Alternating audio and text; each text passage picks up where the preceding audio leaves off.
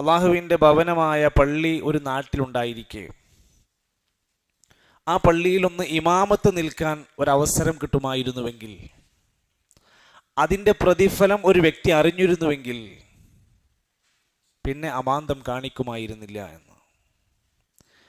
അതിൻ്റെ കാരണം ഹബീബുന റസൂലുള്ളാഹി സ്വല്ലല്ലാഹു അലൈഹി വസല്ലം ഇമാമത്ത് നിൽക്കുന്നവർക്കുള്ള പ്രത്യേകത പറഞ്ഞ ഹദീസുകൾ വായിച്ചാൽ, സലാസത്തുൻ, 3 വിഭാഗം ആളുകൾ, അലാ കുസ്ബാനിൽ മിസ്കി യൗമൽ ഖിയാമ, നാളെ ഖിയാമത്ത് നാളിൽ കസ്തൂരിയുടെ ഒരു സംരക്ഷണത്തിൽ, നിറഞ്ഞ കസ്തൂരിയുടെ സുഗന്ധവുമായി കൊണ്ട് നാളെ പരലോകത്ത് ഒരു മനുഷ്യൻ ഉണ്ടാകും. 3 വിഭാഗം ആളുകൾ അവരുണ്ടാകും. അതിൽ ഒന്നാമത്തെ വിഭാഗം ആളുകൾ റജുലുൻ, ഒരാളാണ്, അമ്മ ഖൗമൻ വഹും ബിഹി റാദൂൻ, ഒരു ഖൗമിന്, ഒരു സമൂഹത്തിന് ഇമാമ നിൽക്കുന്നവരാണ്.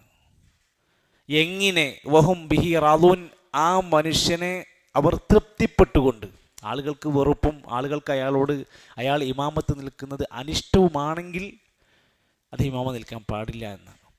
എന്നാൽ ജനങ്ങൾ ഇഷ്ടപ്പെടുന്ന, ജനങ്ങൾ തൃപ്തിപ്പെട്ടുകൊണ്ട് ഉള്ള ഒരാളാണെങ്കിൽ അങ്ങനെ ഇമാമ നിൽക്കുന്ന ഒരു വ്യക്തി അത്രയും മഹത്തരമായ സ്ഥാനത്ത് പരലോകത്തുണ്ടാകുമെന്നാണ്.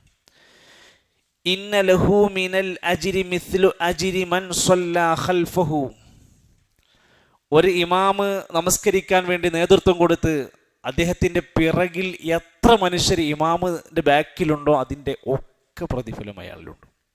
100 ആൾ ബാക്കിൽ നിസ്കരിച്ചാൽ 100 ആൾ നിസ്കരിച്ചിട്ട് കൂലിയുണ്ട്. ആ പള്ളിയിൽ ആൾ കൂടുക എന്നുള്ളത് ആരുടെ ആവശ്യമാണ്? ഇമാമിൻ്റെ ആവശ്യമാണ്. അദ്ദേഹത്തിന് അത്രയും പ്രതിഫലം കൂടും. എത്ര പേര് പിറകിലുണ്ടോ ആ വ്യക്തിയുടെ നമസ്കാരത്തിനനുസരിച്ചുള്ള ഒട്ടും കുറയാത്ത പ്രതിഫലം അവിടെ ഇമാമത്ത് നിൽക്കുന്ന വ്യക്തിക്കുണ്ട് എന്നാണ് ഹദീസ് പഠിപ്പിച്ചത്.